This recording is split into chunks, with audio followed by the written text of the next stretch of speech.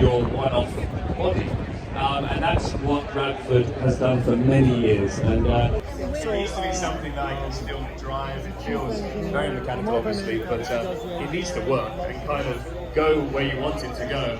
So we're kind of bringing Radford back. We are not bringing Coach William back because we're not the only people to drive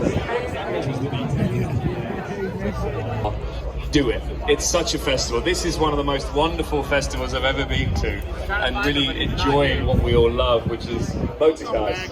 And Le Mans is just like a proper festival and getting to see some wonderful motorcars racing. Well, I mean, you've got to love someone who says it doesn't matter. You know, you're doing 225 miles an hour only. But it's the truth. You know, the cornering forces, the braking, everything you're doing.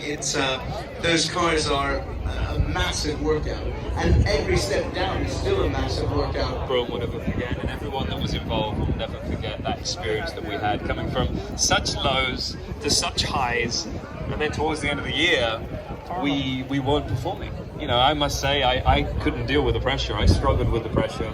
The car wasn't quick enough, and then eventually we got to Brazil. The emotional roller coaster of that season was tough.